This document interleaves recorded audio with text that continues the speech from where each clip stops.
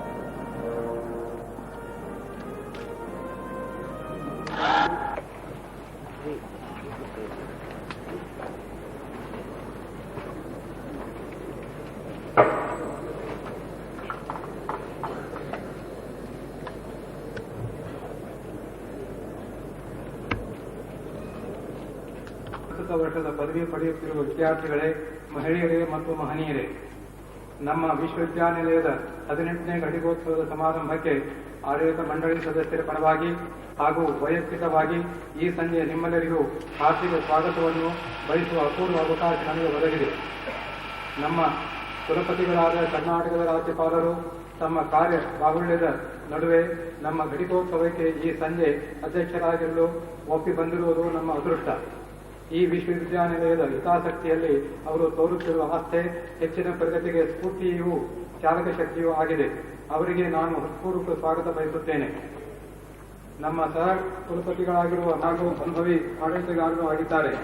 ಅವರು ICS ಅಧಿಕಾರಿಗಳಾಗಿ ಕೇಂದ್ರದಲ್ಲಿ ಅನೇಕ ಪ್ರಮುಖ ಸ್ಥಾನಗಳಲ್ಲಿ ಸೇವೆ ಸಲ್ಲಿಸಿ ಕೃಷಿ ನೀತಿಯಲ್ಲಿ ಅತ್ಯಂತ ಚಾತುರ್ಯತೆಯಿಂದ ಬದಲಾವಣೆಗಳನ್ನು ಸಾಧ್ಯಗೊಳಿಸಿ ಅದರ ಫಲವಾಗಿಯೇ ಹಸಿರು ಕ್ರಾಂತಿ ಉಂಟಾಯಿತು. ಇವರು ಕೃಷಿ ಬಗೆಗಿನ ರಾಷ್ಟ್ರೀಯ ಆಯೋಗದ ಸಭಾಧ್ಯಕ್ಷರು, ಆಡಳಿತ ಮಂಡಳಿ ಸದಸ್ಯರು, ಶಿಕ್ಷಣ ಸಮಿತಿ ಸದಸ್ಯರು, ಶಿಕ್ಷಕರು, ಪದವಿ ಪಡೆಯುತ್ತಿರುವ ವಿದ್ಯಾರ್ಥಿಗಳು, ಇತರ ಸಿಬ್ಬಂದಿ ಮತ್ತು ವಿದ್ಯಾರ್ಥಿ ಮಿತ್ರರು ಎಲ್ಲರಿಗೂ ನಾನು ಹೃತ್ಪೂರ್ವಕ ಸ್ವಾಗತ ಬಯಸುತ್ತೇನೆ. ಎಲ್ಲ ಪ್ರಮುಖ ಅತಿಥಿಗಳು, ಪತ್ರಿಕಾ ಪ್ರತಿನಿಧಿಗಳು, ಆಕಾಶವಾಣಿ ಮತ್ತು ದೂರದರ್ಶನ ಪ್ರತಿನಿಧಿಗಳು, ನಮ್ಮ ಈ ಕಾಲೇಜಿನಿಂದ 1300 BSc ಸ್ನಾತಕ ಪದವೀಧರರು ಮತ್ತು BVSc ಸ್ನಾತಕ ಪದವೀಧರರು ಬೋಧನೆ, ಸಂಶೋಧನೆ ಮತ್ತು ವಿಸ್ತರಣೆಗಳ ಸಮಗ್ರತೆಯನ್ನು ಮೂಲತತ್ವವನ್ನಾಗಿ ಇರಿಸಿಕೊಂಡಿರುವ ಪೂರ್ಣಾವಧಿ ಸಂಶೋಧನೆ ಸಿಬ್ಬಂದಿಯೊಂದಿಗೆ ಎಲ್ಲ ಬೋಧಕರು ಮತ್ತು ಸುಮಾರು 900 ಸ್ನಾತಕೋತ್ತರ ವಿದ್ಯಾರ್ಥಿಗಳು ಸಂಶೋಧನೆಗಳಲ್ಲಿ ಸಕ್ರಿಯವಾಗಿ ಭಾಗವಹಿಸಿ ವಿಶ್ವವಿದ್ಯಾನಿಲಯದ ಸಂಶೋಧನಾ ಪ್ರಗತಿಯಲ್ಲಿ ಪಾಲುದಾರರಾಗಿದ್ದಾರೆ. 1983 ತನಕ ಅನೇಕ ಸುಧಾರಿತ ಅಂತರ್ಜತೆಗೆ ಸೌಲಭ್ಯಗಳನ್ನು ಒದಗಿಸಿದೆ. ಒಂದು ಅಧ್ಯಯನದ ಪ್ರಕಾರ ಸೂರ್ಯಕಾಂತಿ ಬೀಜ ಮತ್ತು ಕಡಲೆಕಾಯಿ ಮಿಶ್ರ ಮಾಡಿ ತಯಾರಿಸಿದ ಯಂತ್ರಗಳು ಕೇವಲ ಸೋಯಾಬೀನಿನಿಂದ ತಯಾರಿಸುವ ಪ್ರದೇಶಗಳಲ್ಲಿ 8 ಜಿಲ್ಲೆಗಳ 159 ಹಳ್ಳಿಗಳಲ್ಲಿನ ಜನಗಳಲ್ಲಿ ಕರುಳಿನ ಪರಾವಲಂಬಿರುವ ಬಗ್ಗೆ ನಡೆಸಿದ ಅಧ್ಯಯನಗಳು ಶೇಕಡಾ 29ರಷ್ಟು ಸೋಂಕು ಇರುವುದನ್ನು ತೋರಿಸಿಕೊಟ್ಟವೆ. ಆಹಾರ ವೆಚ್ಚವನ್ನು ಕಡಿಮೆ ಮಾಡುವುದಕ್ಕಾಗಿ ಸೂಪ್ ಹಾಗೂ ಸೊಪ್ಪನ್ನು ಸಂತಾನ ಅಭಿವೃದ್ಧಿಗೊಳಿಸಲಾಗಿದೆ. 20 ಅಂಶಗಳ ಕಾರ್ಯಕ್ರಮದಲ್ಲಿ ವಿಶ್ವವಿದ್ಯಾನಿಲಯದ ವಿಸ್ತರಣಾ ಘಟಕಗಳು ಮತ್ತು ಸಂಶೋಧನಾ ಕೇಂದ್ರಗಳು ದತ್ತು ಪಡೆದ 63 ಹಳ್ಳಿಗಳಲ್ಲಿ ವಿಸ್ತರಣಾ ಕಾರ್ಯಕ್ರಮ ನಡೆಸಲಾಗುತ್ತಿದೆ. 6 ವಿಸ್ತರಣಾ ಘಟಕಗಳು ಮತ್ತು 3 ರಾಷ್ಟ್ರೀಯ ಪ್ರಾತ್ಯಕ್ಷಿಕ ವಿಭಾಗಗಳು 230 ಮಂದಿ ರೈತರಿಗೆ 4 ಲಕ್ಷ ಜೈವಿಕ ಅನಿಲ ಸ್ಥಾವರಗಳನ್ನು ಕಟ್ಟಿ ಮುಗಿಸಿ ಕೇಳಿಕೊಂಡಿದೆ. 6ನೇ ಪಂಚವಾರ್ಷಿಕ ಯೋಜನೆಯಲ್ಲಿ ಅನೇಕ ಅಭಿವೃದ್ಧಿ ಚಟುವಟಿಕೆಗಳನ್ನು ಹಾಕಿಕೊಂಡಿದ್ದು ಅವುಗಳನ್ನು ಕಾರ್ಯಗತಗೊಳಿಸಲು ಈ ದಿಸೆಯಲ್ಲಿ ನೀಡಬೇಕಾದ ಹಣದ ಮೊತ್ತವನ್ನು ಹೆಚ್ಚಿಸಬೇಕೆಂದು ರಾಜ್ಯ ಸರ್ಕಾರವನ್ನು ಕೇಳಿಕೊಂಡಿದೆ. ಭಾರತೀಯ ಕೃಷಿ ಸಂಶೋಧನಾ ಸಂಸ್ಥೆ 6ನೇ ಪಂಚವಾರ್ಷಿಕ ಯೋಜನಾವಧಿಯಲ್ಲಿ ವಿಶ್ವವಿದ್ಯಾನಿಲಯದ ಅಭಿವೃದ್ಧಿ ಕಾರ್ಯವೆಚ್ಚಕ್ಕಾಗಿ ರೂಪಾಯಿ 272.42 ಲಕ್ಷ ಅಭಿವೃದ್ಧಿ ನಿಧಿ ಕೊಟ್ಟಿದೆ. ಮತ್ತೊಮ್ಮೆ ತಮ್ಮೆಲ್ಲರಿಗೂ ನನ್ನ ಆತ್ಮೀಯ ಸ್ವಾಗತವನ್ನು ಹೇಳಬಯಸುತ್ತೇನೆ.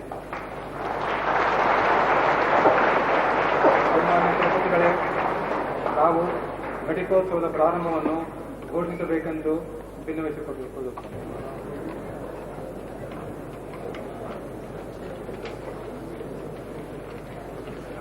ಆಯಾ ಪದವಿಗಳಿಗೆ ಅರ್ಹರೆಂದು ಪ್ರಮಾಣೀಕೃತರಾಗಿರುವ ಅಭ್ಯರ್ಥಿಗಳಿಗೆ ಪದವಿಗಳನ್ನು ನೀಡುವ ಸಲುವಾಗಿ ವಿಶ್ವವಿದ್ಯಾನಿಲಯದ ಈ ಘಟಿಕೋತ್ಸವವನ್ನು ಏರ್ಪಡಿಸಲಾಗಿದೆ. ಅಭ್ಯರ್ಥಿಗಳು ಎದ್ದು ನಿಲ್ಲಲಿ. ನಿಮ್ಮನ್ನು ಶಿಫಾರಸು ಮಾತುಕತೆಯಲ್ಲಾಗಲಿ ಹಾಗೂ ನಡತೆಯಲ್ಲಾಗಲಿ ಮನಪೂರ್ವಕವಾಗಿ ಸದಾ ಈ ಪದವಿಗಳಿಗೆ ಅನುಗುಣವಾದ ರೀತಿಯಲ್ಲಿ ನಡೆಯುತ್ತೀರೆಂದು ಪ್ರಮಾಣೀಕರಿಸಿ ಪರಿಚಯ ಮಾಡಿಕೊಳ್ಳುವುದಕ್ಕೆ ಇಷ್ಟಪಡುತ್ತೇನೆ.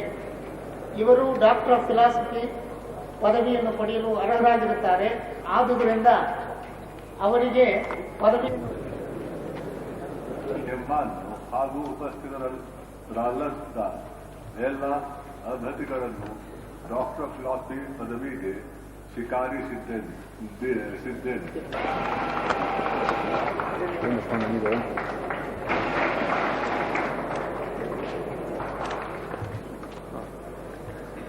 ಇಲ್ಲಿಂದಲೇ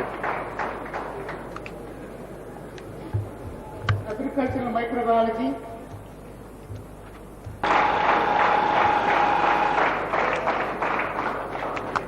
T.G. Prasad,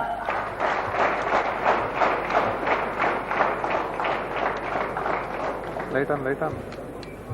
Agriculture,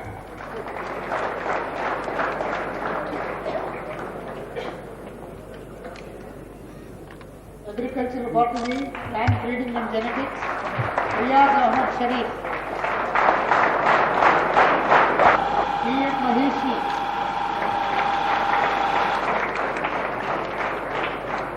Virupak Shatwa, Sheikh,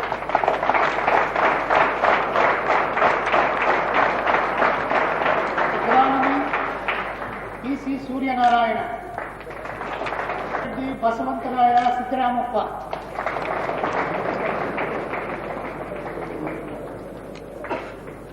M. Sandamarappa,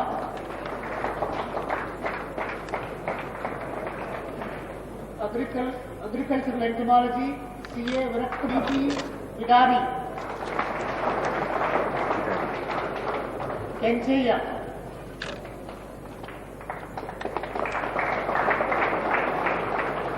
T. Nanjegowda,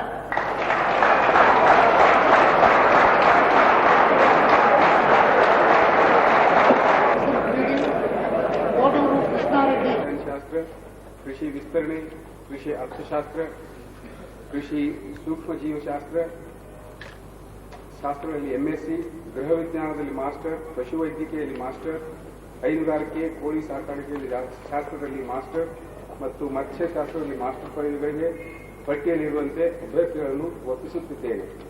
ಇವರು ಎಂಎಸ್ಸಿ ಕೃಷಿ, ಎಂಎಸ್ಸಿ ತೋಟಗಾರಿಕೆ, ಕೃಷಿ ಸಂಖ್ಯಾಶಾಸ್ತ್ರ, ಕೃಷಿ ಜೀವಶಾಸ್ತ್ರ ಹಾಗೂ ಉಪಸ್ಥಿತರೆಲ್ಲದ ಮಿಕ್ಕೆಲ್ಲ ಅಭ್ಯರ್ಥಿಗಳನ್ನು cultural economics, agriculture extension, agricultural economics, agricultural microbiology, degree of Master of Home Science, degree of Master of Veterinary Science, degree of Master of Science, Dairy Science, Poultry Science, degree of Master of Fisheries Science, ಈ ಎಲ್ಲ ಪದವಿಗಳಿಗೆ ಸ್ವೀಕರಿಸಿದ್ದೇನೆ.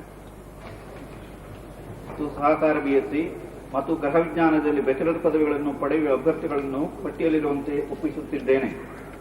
ಇವರು ಕೃಷಿ BSc, ತೋಟಗಾರಿಕೆ BSc, ಕೃಷಿ ಮಾರುಕಟ್ಟೆ ಮತ್ತು ಸಹಕಾರ ಬಿಎಸ್ಸಿ ಮತ್ತು ಗೃಹವಿಜ್ಞಾನದಲ್ಲಿ ಬ್ಯಾಚಲರ್ ಪದವಿಗಳನ್ನು ಕ್ರಮವಾಗಿ ಪಡೆಯಲು ಅರ್ಹರಾಗಿರುತ್ತಾರೆಂದು ಇವರನ್ನು ಪರೀಕ್ಷಿಸಿ ನಿರ್ಧರಿಸಲಾಗಿದೆ. ಇವರಿಗೆ ಈ ಪದವಿಗಳನ್ನು ನೀಡಬೇಕೆಂದು ಪ್ರಾರ್ಥಿಸುತ್ತೇನೆ. ಕೃಷಿ ಬಿಎಸ್ಸಿ, ತೋಟಗಾರಿಕೆ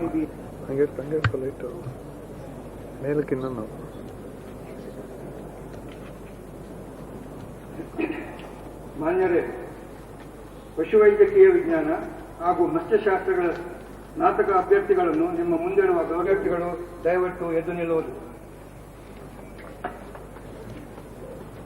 ದತ್ತವಾಗಿರುವ ಅಧಿಕಾರದಂತೆ ಈ ವಿಶ್ವವಿದ್ಯಾನಿಲಯದ ನಿಮ್ಮೆಲ್ಲರನ್ನು ಹಾಗೂ ಉಪಸ್ಥಿತರೆಲ್ಲದ ಮಿಕ್ಕೆಲ್ಲ bachelor home science, degree of bachelor of veterinary science, degree of bachelor of fishery science ಈ ಎಲ್ಲ ಪದವಿಗಳಿಗೆ ಸ್ವೀಕರಿಸಿದ್ದೇನೆ.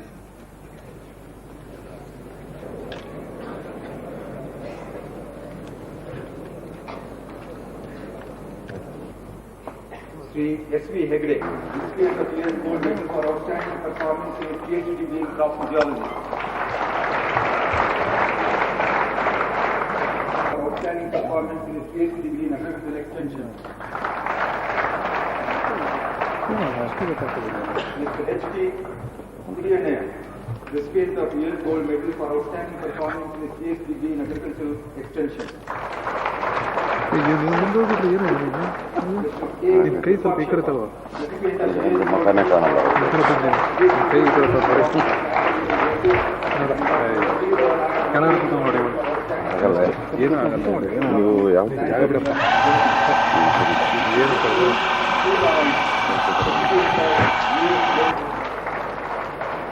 Mr.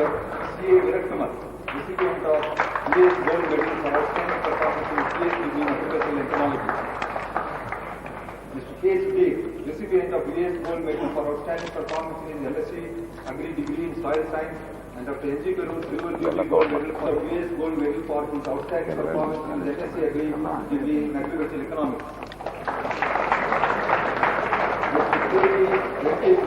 Recipient of year's gold medal for his outstanding performance in his MSc Agri degree in Agricultural Economics. Mr. Mahadev Ganpati Bhatt, recipient of year's gold medal for his outstanding performance in his MSc degree in Agricultural Economics. Agricultural College Silver Jubilee Gold Medal along with Mr. B.S. Nandishan, recipient of year's gold medal for his outstanding performance in his MSc Agri degree in Seed Technology. Performance in his MSc Agri degree in Plant Breeding and Genetics. Ms. Shaya Pia, recipient of year's gold medal for her outstanding performance in her MSc Agri degree in Plant Breeding and Genetics.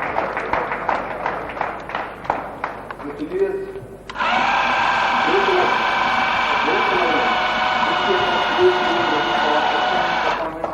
Ramesh Satyanarayan Hegde, recipient of BS Gold Medal for outstanding performance in MSc Agri degree in Agriculture, recipient of BS Gold Medal for outstanding performance in his MSc Agri degree in Plant Pathology. Performance in her MSc Agri degree in Agricultural Microbiology, and Dr. Paul Wright, his outstanding performance in his MSc Agri degree in Agricultural Microbiology, and Dr. Srimati P. Lalita Reddy, in his MASc degree in Animal Genetics and Breeding. Surgery. PhD degree in Pharmacology, and PhD degree in Veterinary Gynecology and Obstetrics. Mr. P. Vinegoda, recipient of BS Gold Medal for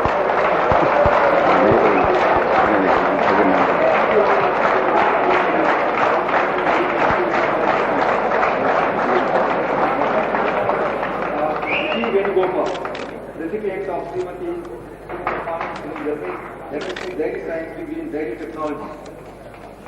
For outstanding performance in his MSc Dairy Science, recipient of BS Gold Medal for outstanding performance in his MSc Dairy Technology. Mr. Narasimha Murthy, recipient of BS Gold Medal for outstanding performance in his MSc Dairy Science degree in Dairy Chemistry. Outstanding performance in his MSc degree in Fish Production Management during 1982. Technology during 1982. Graduates of Agricultural College, Nepal. Mr. Ravindra recipient of the following 3 gold medals. BS Gold Medal for having secured first rank among BSc graduates of Agriculture, Dharwad. Agricultural College, Dharwad, Silver Jubilee Gold Medal for a general merit from among BSc graduates of Agriculture, Dharwad, and Dr. S.W. Metrikai Medal for general merit from among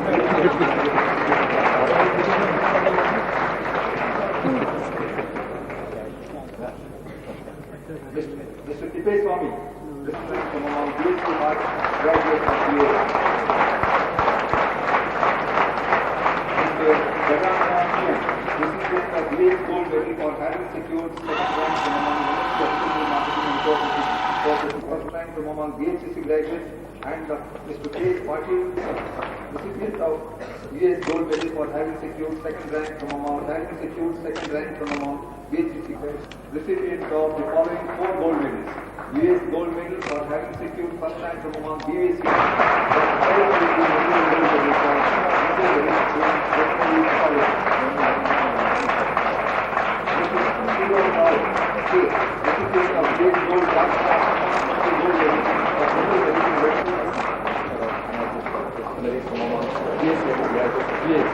Ms. Sophia Joku, recipient of BS Gold Medal for having secured first rank from among BSc Agricultural Marketing Corporation graduates of Agricultural College, Nepal, and Mr.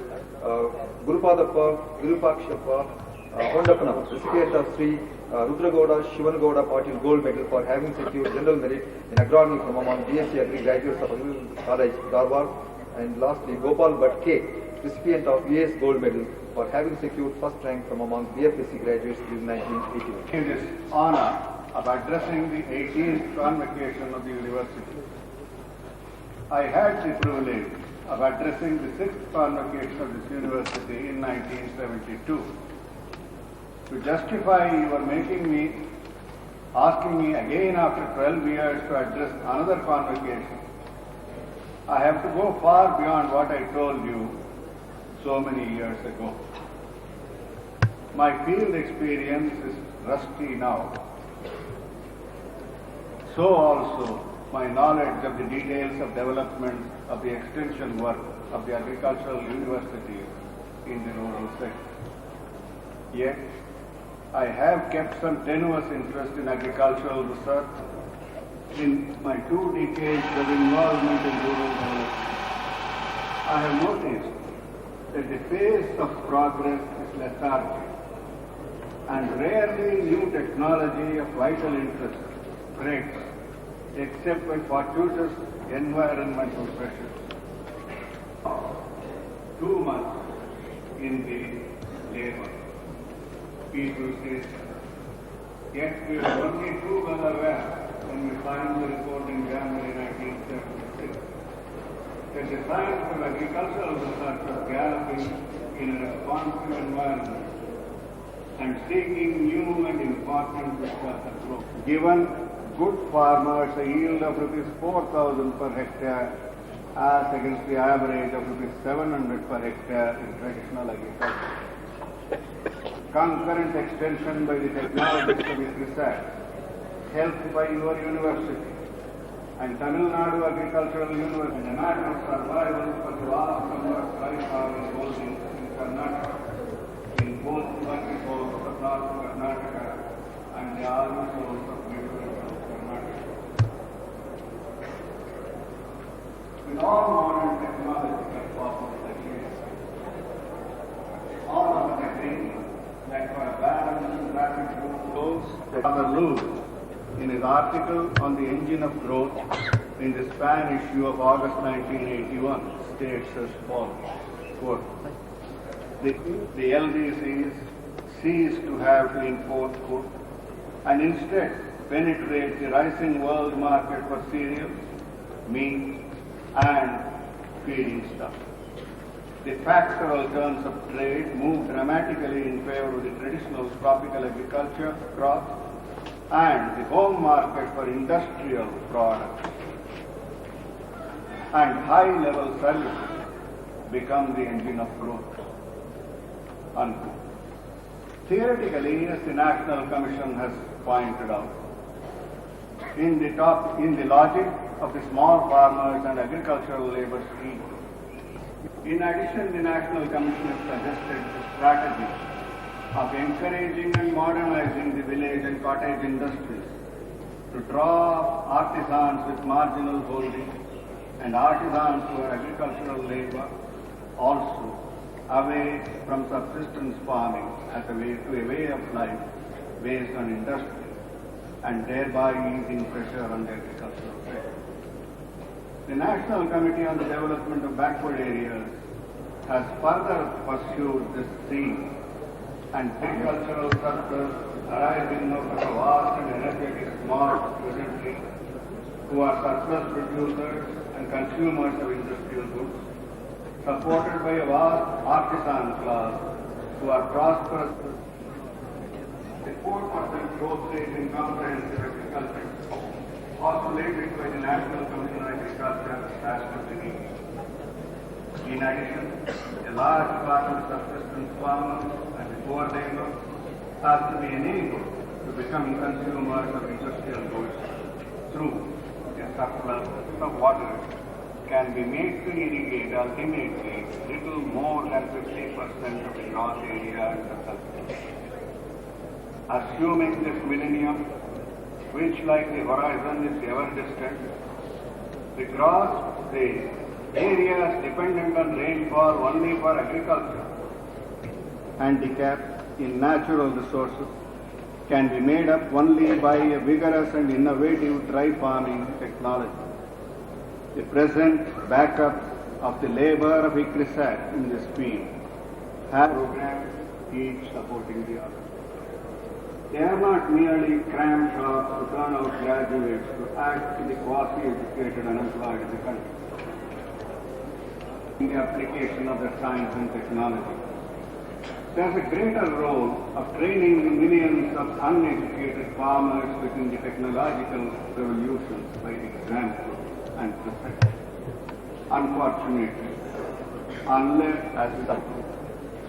The most urgent problem before them is how to get employment and a niche in the economy. I would only refer to my address at the 6th convocation, where I had spelled out in detail the opportunities before an agricultural graduate.